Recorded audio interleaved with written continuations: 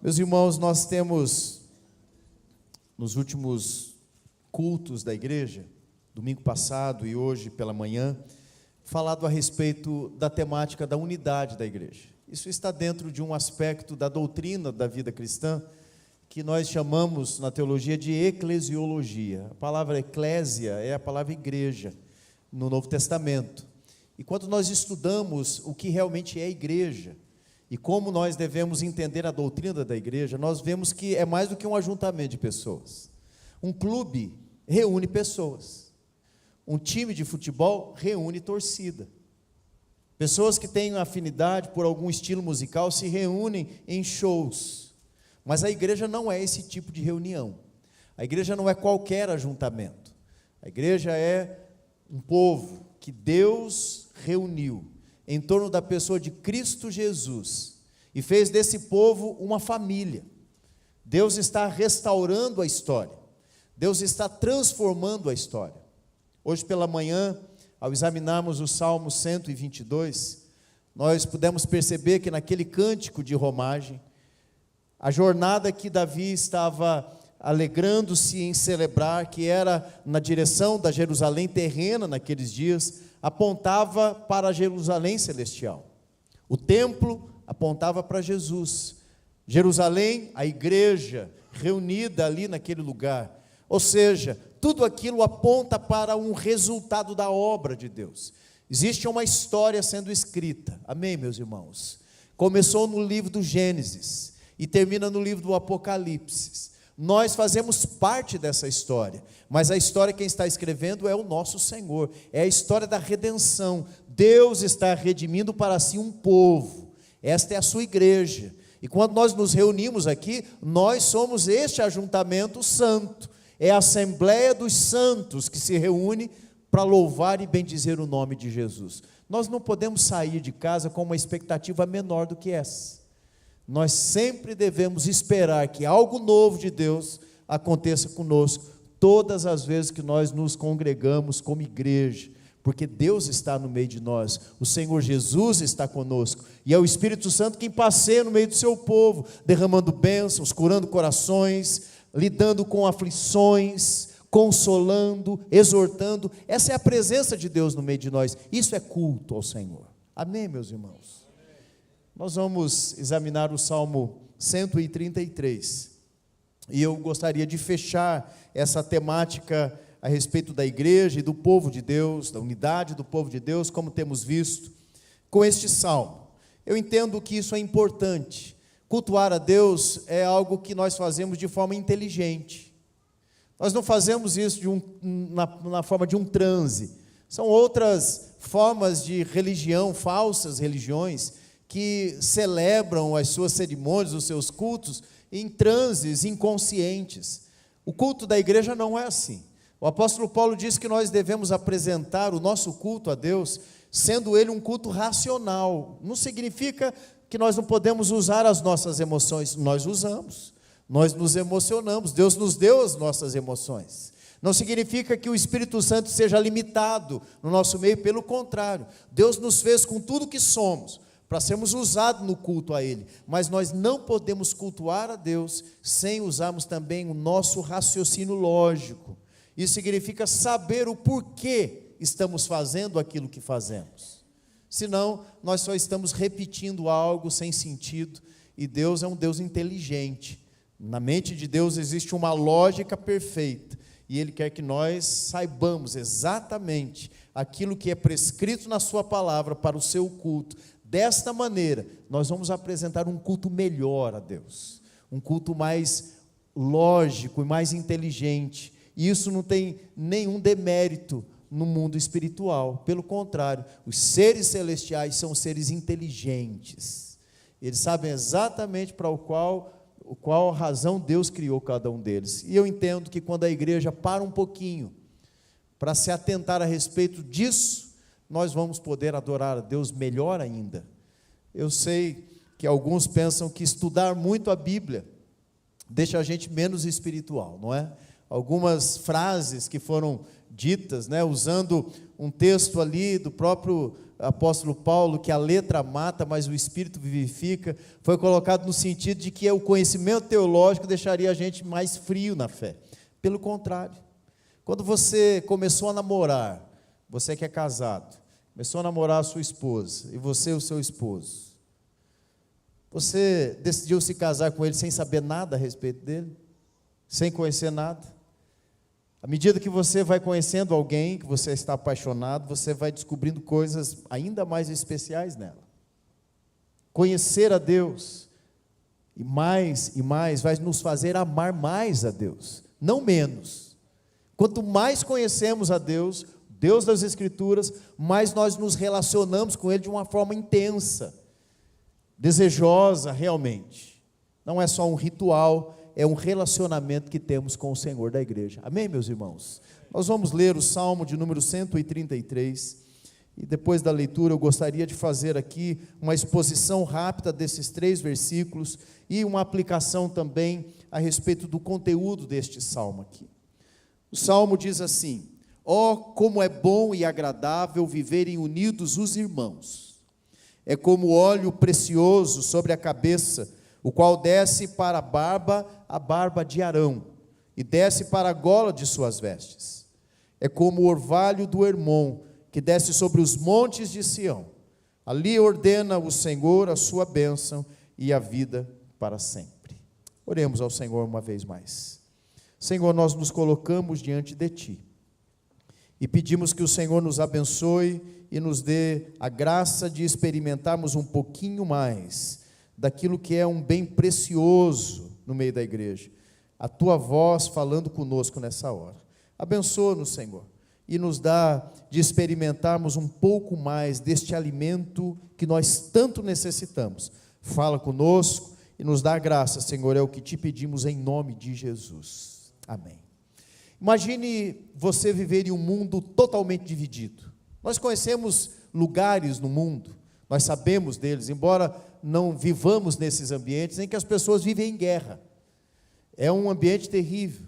Nós sabemos que guerras existem na África, no Oriente Médio, até mesmo aqui na América do Sul, alguns lugares que vivem guerreando.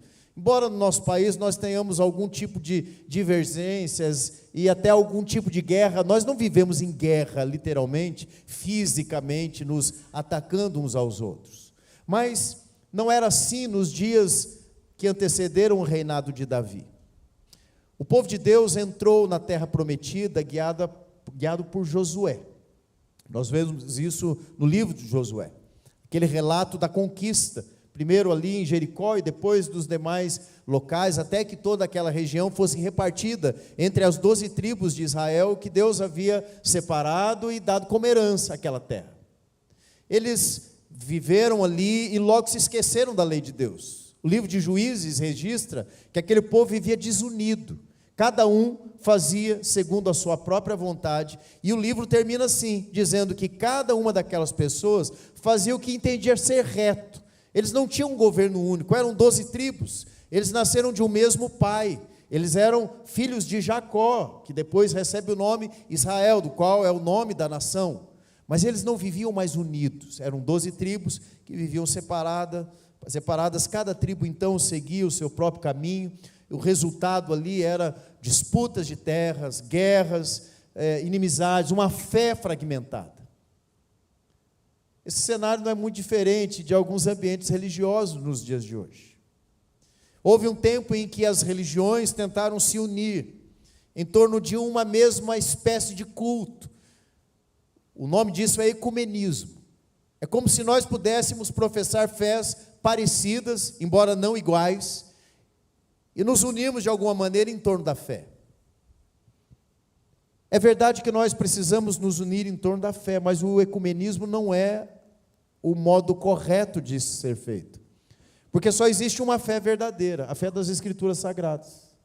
Todas as demais fés, ou formas de adoração e culto, não encontram verdade, porque Deus só revelou uma verdade, e a sua santa e bendita palavra.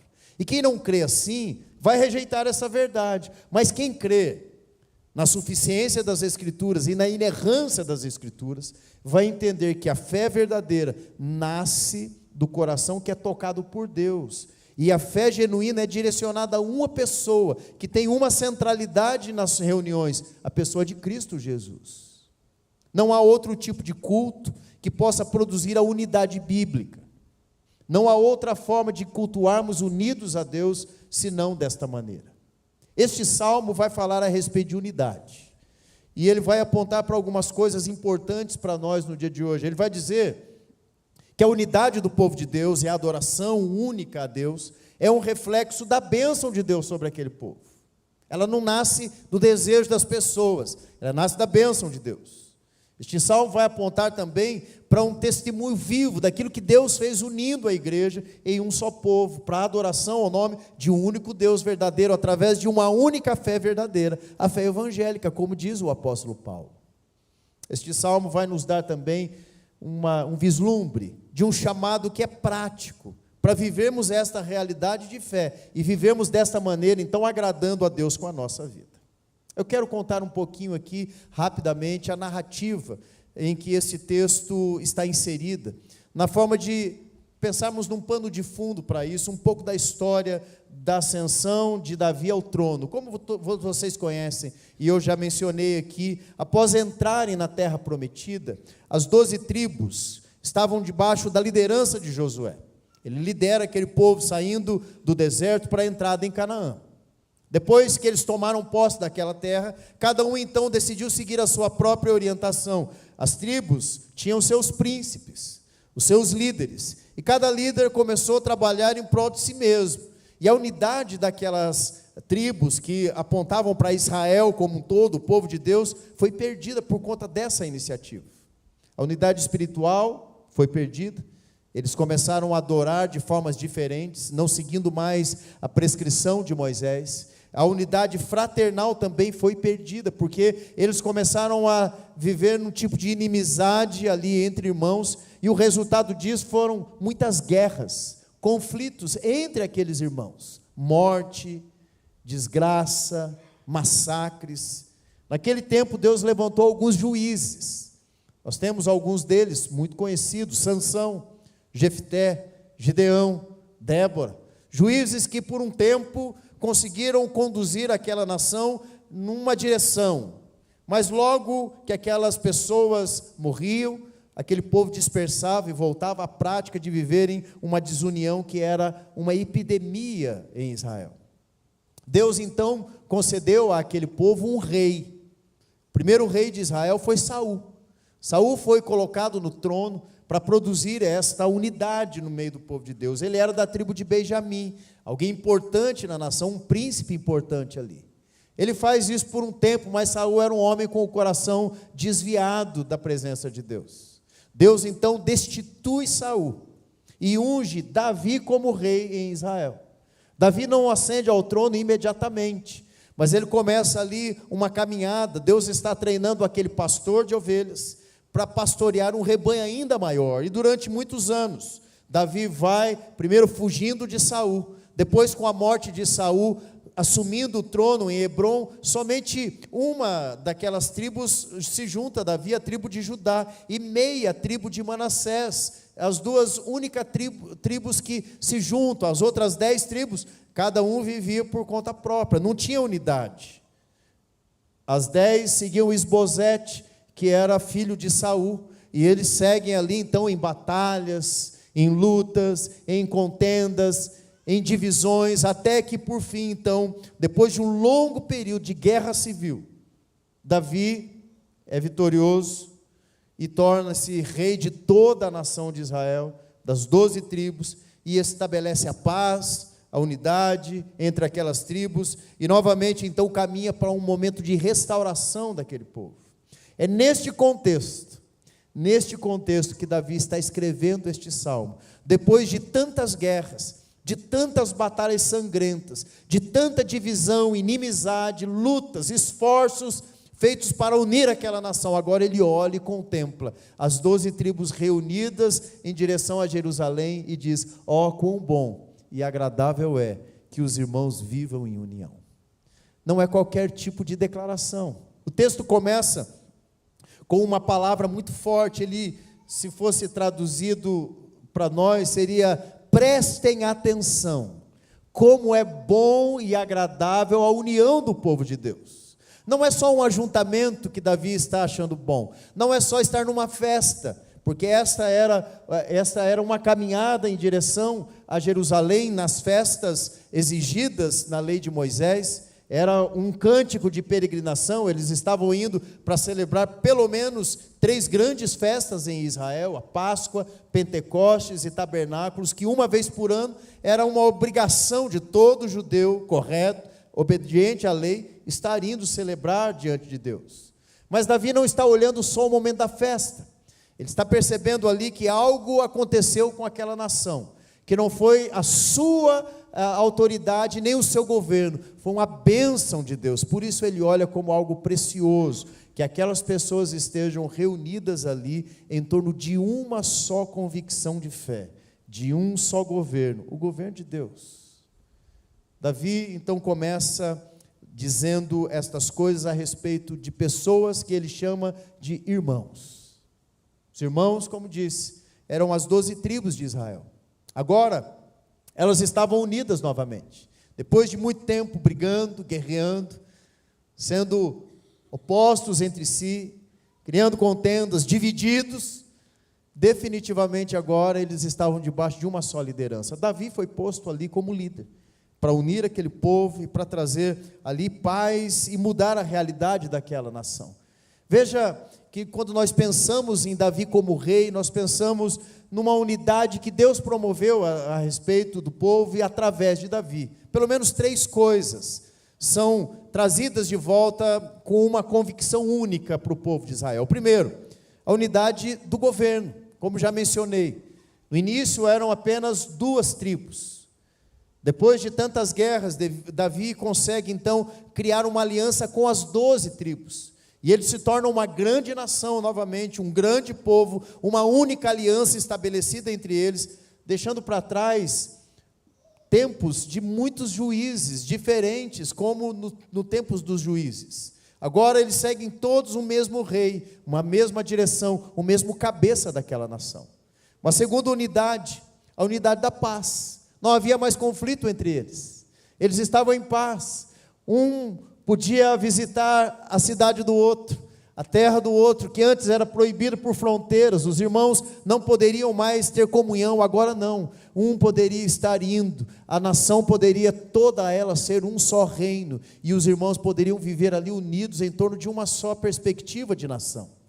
Aquilo que era impossível na relação entre as tribos, isso foi possível através de Davi, e isso trouxe muitos avanços econômicos. Eles negociavam agora entre eles, fortaleceu a economia daquela nação. O exército foi fortalecido, porque agora eles não eram 12 tribos divididas, cada um com o seu grupo militar, agora eles eram um grande exército, lutando juntos, debaixo de uma mesma liderança, o mesmo general. E eles eram também uma nação, de fato. Eles eram todos israelitas, debaixo de um mesmo governo. Também, Davi reúne em torno dele o culto novamente. Deus havia estabelecido que o culto a ele só poderia ser oferecido em Jerusalém. Davi estabelece Jerusalém como centro daquela nação, como capital de Israel.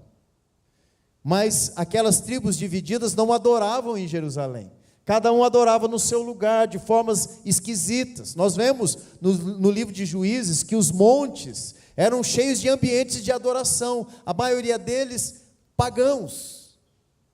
Eram adorações dadas a outros deuses, poste-ídolos, Baal, deusas de fertilidade. Eram um povo dividido na adoração, porque eles não adoravam mais o mesmo Deus, uma vez que só em Jerusalém poderia ser oferecida adoração ao Deus Altíssimo. O culto, então, inicialmente centralizado em Hebrom, por Davi, depois é levado junto com a Arca da Aliança a Jerusalém, quando consagrada ali aquela cidade para a construção do templo de Jerusalém. Davi proíbe aquelas práticas pagãs, adoração a outros deuses, e estabelece então que o culto a Deus é a única forma de adoração aceitável naquela nação. De um só governo, uma aliança entre as tribos e uma única adoração, uma unidade de paz no meio daquele povo. Para representar isso, Davi nos dá duas ilustrações. Versos 2 a 3, ele vai dizer: é como o orvalho do Hermon, que desce, é como óleo precioso que desce sobre a cabeça, o qual desce para a barba de Arão, e desce para a gola de suas vestes. E a segunda, é como o orvalho do Hermon, que desce sobre os montes de Sião. Duas coisas como ilustração desta unidade trazidas por Davi aqui. A primeira, a ilustração aqui aponta para o óleo da unção.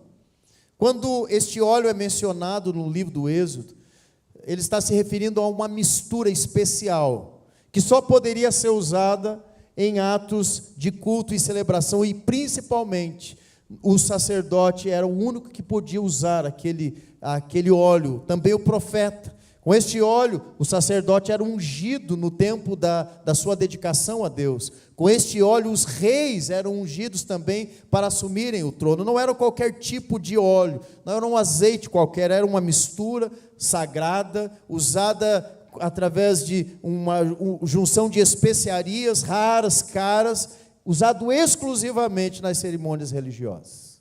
É desse óleo que Davi está falando. E ele vai dizer que este óleo é derramado. Aqui, Arão é a representação do sacerdócio em Israel. É a figura que Deus havia separado para representar o povo diante dele. Somente Arão poderia oferecer o sacrifício em nome da nação. Os demais levitas poderiam adorar a Deus no templo, mas somente aqueles descendentes da família de Arão poderiam oferecer os sacrifícios mais especiais no templo. Arão, então, é uma representação de um mediador entre o povo e o seu Deus. O óleo, então, derramado sobre ele, era a bênção de Deus sendo escorrida sobre aquela nação. Quando ele diz que desce sobre a cabeça, escorre para a barba e desce sobre as vestes, ele está falando daquele momento da unção. O óleo era derramado na cabeça, a barba de Arão recebia aquela porção de óleo, no peitoral de Arão, o sacerdote, nas vestes, na estola sacerdotal, tinha uma placa com 12 pedras entalhadas com o nome de cada tribo de Israel. Quando o óleo descia sobre a barba, escorria para a roupa, aquela placa recebia então aquela unção, apontava para a bênção de Deus sobre toda a nação. É essa a referência que Davi está nos trazendo. É como um óleo, é agradável a Deus, como um óleo que escorre, abençoando toda a nação, a bênção de Deus. Ele usa uma segunda ilustração. Ele vai falar a respeito do orvalho do Hermon. O Hermon é um monte ao norte de Israel. Judá, Jerusalém, está ali ao sul. Ele diz que o monte Hermon recebe um orvalho, e é realmente um lugar gelado no seu cume, que de lá, ao derreter durante o ano todo, a água alimenta os rios que saciam a necessidade daquele grande deserto que é Israel. E aquele monte então produz um tipo de orvalho anualmente. Aquele orvalho se estende, segundo Davi, até o monte Sião, que está em Jerusalém, ao sul, aproximadamente uns 170, 180 quilômetros de distância. É a distância daquela terra prometida. Ela não é um lugar geograficamente muito grande. O que Davi está dizendo é que um orvalho suave cobria toda aquela nação, apontando para a bênção de Deus, porque uma vez que aquela nação necessitava de água, o orvalho era a fonte da vida, que trazia suprimento, que trazia prosperidade para aquela nação. Ele não está falando de uma chuva, ele não está falando de um fenômeno da natureza, ele está falando da bênção de Deus, apontando para o cuidado de Deus sobre todas as tribos, na extensão de toda aquela terra. Deus estava então abençoando desde o norte, no monte Hermon, até o sul, em Sião, onde estava a cidade santa. Ele termina então no versículo 3, dizendo a respeito desta cidade: ali ordena o Senhor a sua bênção e a vida para sempre. Ali onde? Em Sião, em Jerusalém, onde está o templo do Senhor, onde está o lugar, o centro espiritual de Israel. Deus encontrava o seu povo ali, Uma vez por ano, aquelas tribos iam numa peregrinação para aquele lugar, e lá elas encontravam o Deus que elas adoravam, e juntas, como uma família, como um só povo, ofereciam ali sacrifícios, adoração, e celebravam esta graça da união estabelecida. Davi olha para tudo aquilo e fala: como é bom e agradável viverem unidos os irmãos. Meus irmãos, obviamente, este salmo tinha um significado específico para aquele povo. Ele estava falando de tempos de paz, tempo de adoração única, tempo de uma fé direcionada ao único Deus, um tempo novo na nação de Israel. Mas nós não estamos naquela época, nós não vivemos naqueles dias. Por isso, nós devemos olhar para este salmo e enxergar o que Deus estava dizendo para nós hoje, a respeito da nossa unidade, da nossa época, do nosso tempo de adoração, o que este texto diz para a igreja hoje. Algumas lições são extraídas daqui, com base na teologia bíblica, porque nós sabemos que estes salmos apontavam para coisas que nós experimentamos na pessoa de Cristo hoje. Naqueles dias, Israel entendia aquilo como um acerto civil, um governo terreno, um trono humano e nele assentado Davi, e nós entendemos de outra forma, porque isso tudo apontava para Cristo Jesus. As Escrituras têm uma revelação, e ela é progressiva.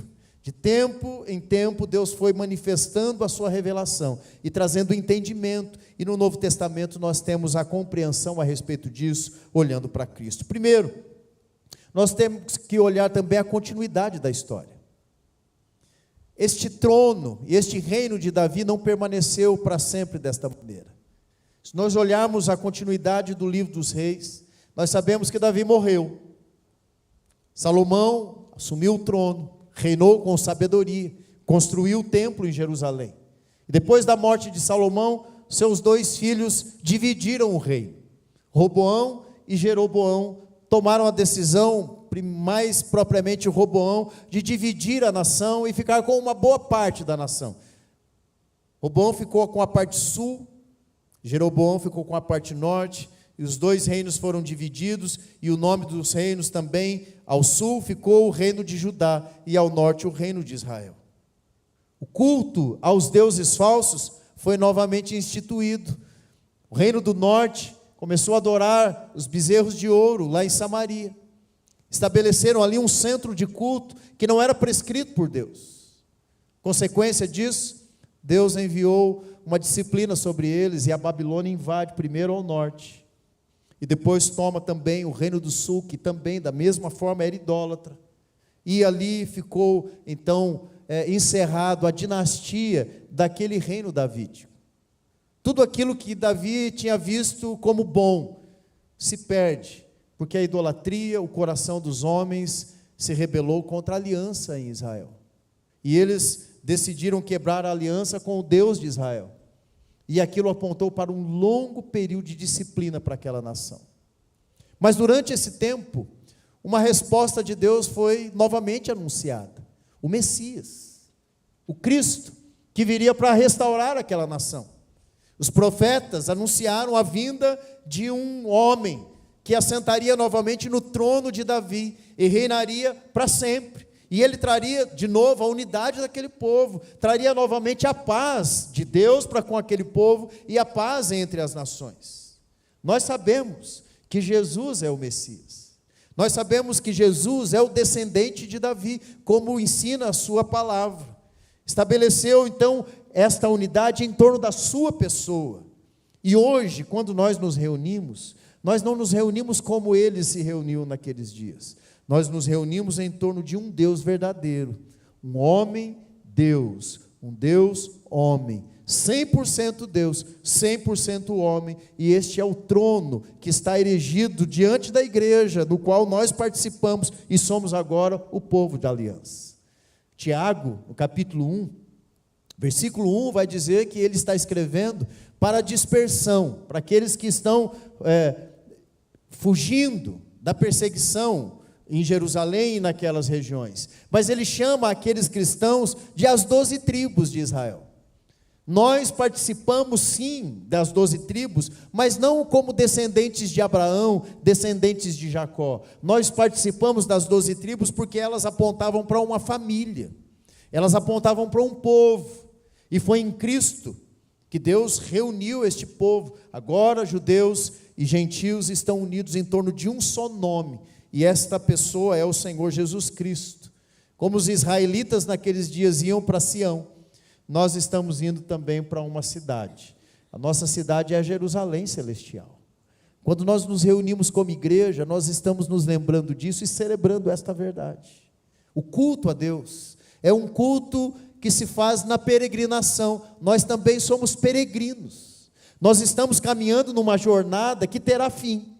Aqueles dias apontavam para o ponto final, a linha de chegada, a Jerusalém terrena. O templo em Jerusalém era o lugar da adoração, mas nós, cristãos hoje, continuamos numa jornada, e nós terminaremos essa jornada quando adentrarmos os portões da cidade santa, a nova Jerusalém Celestial.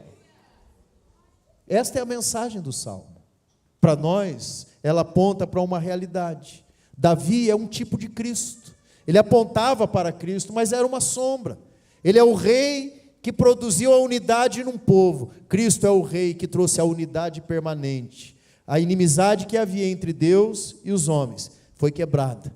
Ele é o mediador de uma aliança que não pode ser mais dividida, que não pode ser mais abandonada. Uma aliança perpétua, como diz as Escrituras. No sangue de Cristo, ele mesmo disse: o cálice é a nova aliança no meu sangue. Esta aliança, então, nos cobre com uma bênção.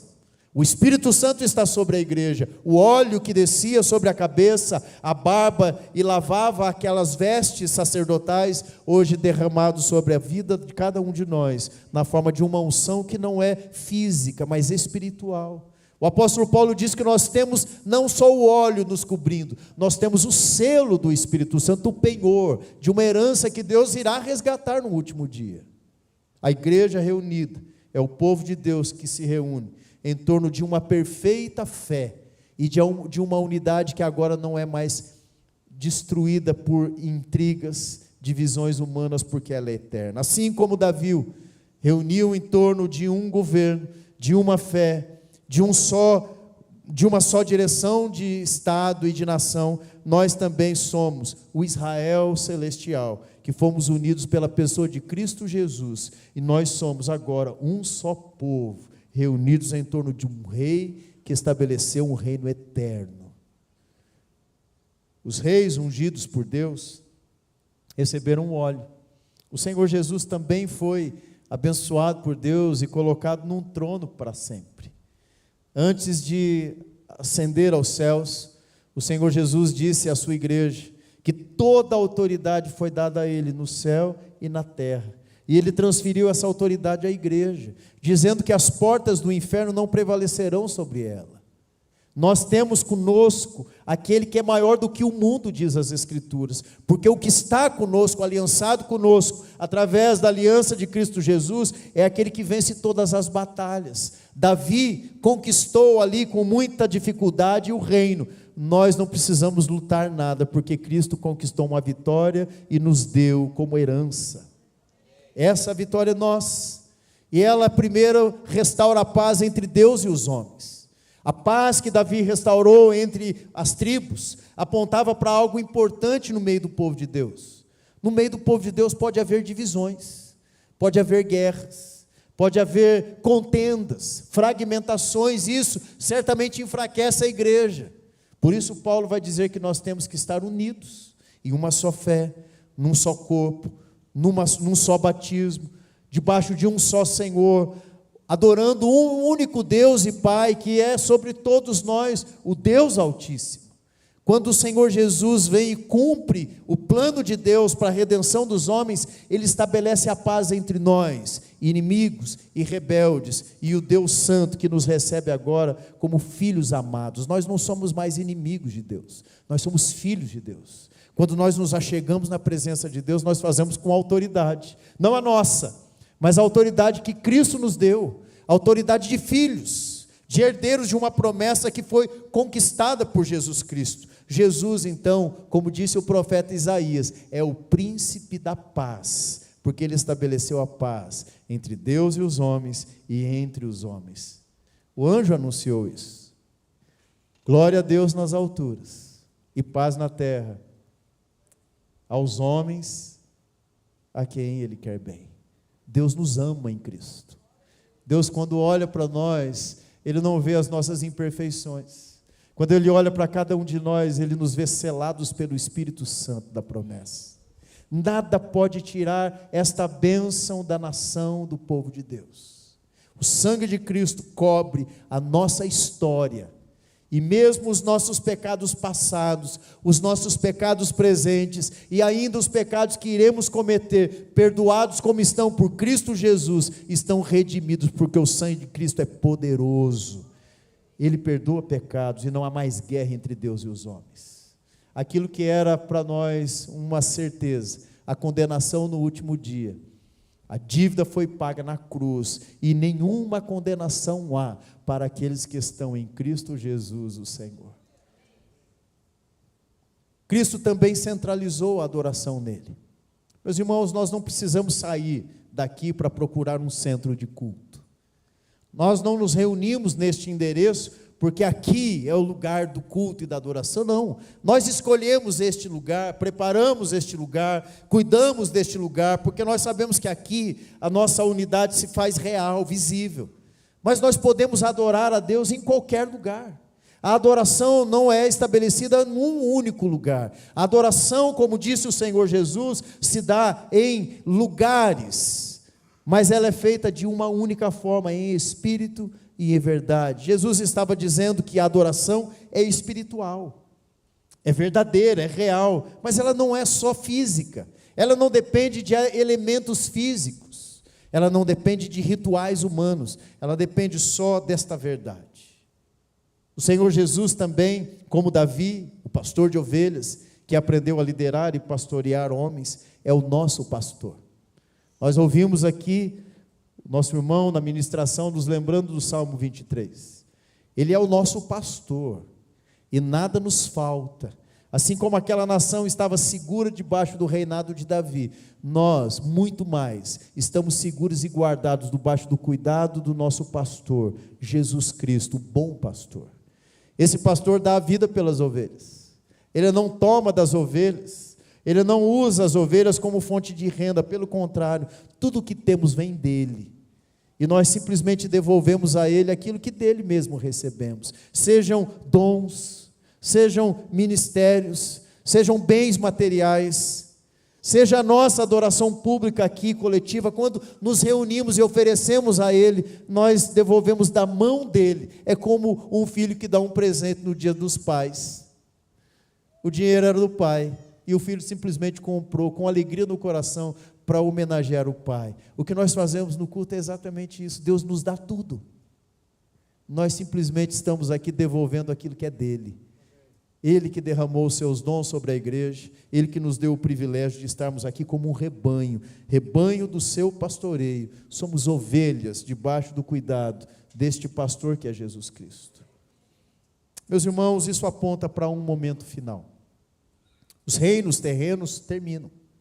O reino de Davi, o reinado de Salomão, não sobrou nada disso. Mas o reino do nosso rei é eterno. Nada pode demovê-lo do trono, porque ele se assenta num trono de glória, e ele estabeleceu um reino que durará para sempre. Quando os anjos anunciaram a chegada desse Messias, Lucas, no capítulo 1, versículo 32, a respeito deste rei, o anjo faz a seguinte declaração: este será grande, e será chamado Filho do Altíssimo, Deus, o Senhor lhe dará o trono de Davi, seu pai. Ele reinará para sempre sobre a casa de Jacó, e o seu reinado não terá fim. Jesus já nasceu, ele já veio, cumpriu o que Deus estabeleceu para ele como plano, e está aqui governando a sua igreja e recebendo louvor e adoração dela. Meus irmãos, por que isso é importante? Porque existe uma unidade familiar aqui. Nós somos um povo. E eu gostaria de encerrar esta série de 4 mensagens, dizendo que um tempo novo chegou para a nossa vida. Eu não estou me referindo a estes últimos meses. Estou me referindo a um tempo, há 2000 e poucos anos atrás, quando em Belém da Judéia nasceu o nosso Rei, o Salvador Jesus Cristo. Este Jesus nos salvou, nos redimiu, para um único propósito: nós vivemos unicamente para o louvor e adoração do seu nome. Assim como o salmista celebra com alegria, num cântico de romaria em direção a Jerusalém, para cultuar e celebrar as festas especiais do povo de Israel, todas as vezes que nós saímos das nossas casas para estarmos aqui neste lugar, reunidos como igreja, nós estamos para um tempo de celebração a Deus. Por isso é bom, é agradável, é justo que façamos isso com alegria no coração. Deus é o Deus da alegria. O óleo da unção é o óleo da alegria. A celebração aqui é a redenção, é o dia da festa, mas é também um ambiente de contrição, porque nós nos encontramos com o Senhor que é santo, e nós nos encontramos mutuamente, nos abraçamos, nos celebramos, como diz as Escrituras, nos saudamos até com o ósculo santo, porque somos uma família. Talvez você não tenha intimidade da mesma forma que você tem com os seus pais terrenos, com os irmãos da igreja, mas saiba de uma coisa: você é irmão de sangue, e o sangue não é humano simplesmente, é o sangue de Cristo que nos faz uma família. Um dia na eternidade nós estaremos juntos para sempre. Aqueles que já dormem no Senhor ressuscitarão.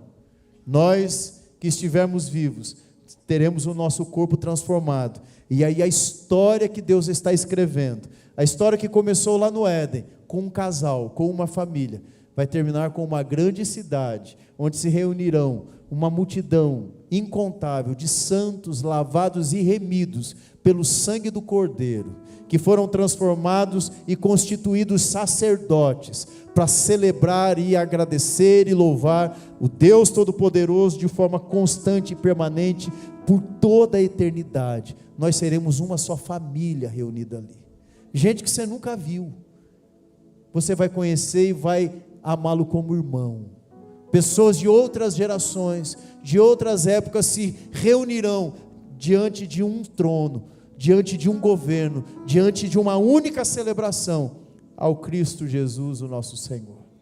Mas enquanto caminhamos, enquanto estamos nesta jornada de fé até a Jerusalém Celestial, nós devemos nos reunir sempre com a mesma expectativa de que é bom e agradável que nós estejamos assim reunidos como irmãos para celebrar a adoração. Quando vier para a igreja, quando vier para congregar aqui, lembre-se, você faz parte de uma história que está sendo escrita na eternidade. O Senhor Jesus é quem cumpriu o plano. Deus começou uma obra e Ele há de completá-la. O apóstolo Pedro vai dizer que nós somos como pedras que estão sendo edificadas num único tabernáculo, o templo do Deus Altíssimo. Somos pedras vivas, e fomos chamados para sermos sacerdócio santo, nação santa, um povo santo, escolhido para viver exclusivamente para Deus. Ao sairmos por essas portas, daqui a pouco, nós vamos sair para a nossa vida cotidiana, mas domingo que vem, pela graça do Senhor, nós nos reuniremos aqui novamente, para celebrar a presença do nosso Deus como igreja, congregando como irmãos, uma só família, um só povo, uma nação, uma única fé, a fé evangélica, a fé no Senhor Jesus Cristo. Isso é ser igreja, isso é ser povo de Deus. É um privilégio, meus irmãos, é um privilégio. Às vezes nós criamos uma rotina religiosa, e por anos começamos a vivenciar uma rotina religiosa, e nos esquecemos desta realidade espiritual. Até nós que trabalhamos aqui como pastores, podemos entrar num ciclo de repetição, de comportamento, sem nos atentarmos para a realidade do que nós estamos fazendo. Existe um ambiente espiritual entre nós. Nós nos emocionamos às vezes, mas nem sempre aquilo é uma emoção racional. nós nos sensibilizamos com causas próprias, cumprimentamos os irmãos, mas nos esquecemos destes detalhes da doutrina da igreja. Nós somos um povo, o povo de Deus, e nós estamos aqui porque Cristo está aqui. Nós estamos aqui porque Ele veio até nós na encarnação, e agora nós vamos até Ele em adoração, como igreja, reunidos aqui neste lugar. Volte para sua casa e se lembre: eu sou seu irmão, eu sou da sua família. Se você quiser me chamar para comer lá domingo que vem, estou dentro. Põe água no feijão, congregue-se, tenha comunhão, procure relacionar-se com a família de Deus. Há quanto tempo você não desenvolve uma nova amizade na igreja? Você é daquele que foge das programações da igreja porque não gosta de gente? Eu disse domingo passado, começa a se acostumar, porque Deus nos chamou para vivermos numa só cidade, e sermos uma só família, e termos um coração unido em Cristo Jesus.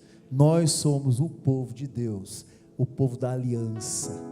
Que Deus possa aplicar estas mensagens no coração dessa igreja.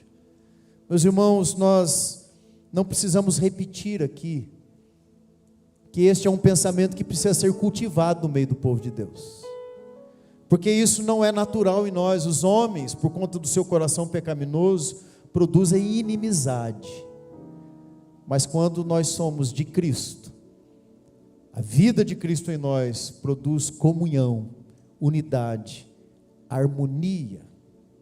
É isso que nós precisamos produzir com intenção, com o nosso culto racional, desejarmos e praticarmos isso todos os dias.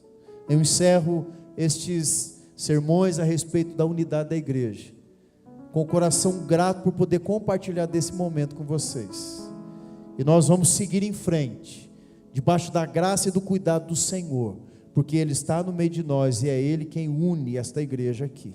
É através de Cristo que nós somos uma só família. Amém, meus irmãos? Amém, meus irmãos? Amém. Isso significa que eu tenho muitos convites para almoçar domingo que vem. Você também pode ir na minha casa, não dá para ir todo mundo de uma vez. O tio Fofo pode ir lá cozinhar para a gente, e a gente faz um grande panelão. Meus irmãos, é bom demais estar aqui, e eu sei que tem sido um tempo precioso para nós, todos nós. Eu sou diferente, mas eu espero que vocês se acostumem comigo. Pretendo ficar aqui muito tempo com vocês. Amém? Eu prego diferente, espero que Deus também me use, mesmo com a minha incapacidade, para comunicar a palavra dEle com vocês. Eu prego diferente de alguns, mas eu faço isso com carinho, e eu busco em Deus aquilo que Ele quer comunicar à igreja. Ele fala primeiro comigo, obviamente, mas eu quero compartilhar com vocês estas mensagens. Peço que vocês orem por mim, pela minha família. Eu quero agradecer aqui de público o carinho que eu tenho recebido aqui desde a minha chegada, desde a primeira vez que vim pregar aqui. Eu me sinto em casa. Eu não sabia como seria isso. Depois de um tempo lá com os irmãos do Swiss Park, que eu amo muito, são meus irmãos, eu estou aqui com o coração aberto, grato por Deus ter me colocado aqui neste lugar, e com o coração aberto para amá-los como irmãos em Cristo Jesus. Espero que nós nos amemos mutuamente, porque o Senhor Jesus disse que assim nós seríamos conhecidos, que somos discípulos deles, se nós nos amássemos uns aos outros. É assim que a igreja caminha. Amém, meus irmãos? Vamos caminhar no amor de Deus, combinados assim? Amém? Amém? Vamos nos colocar em pé, vamos cantar ao Senhor.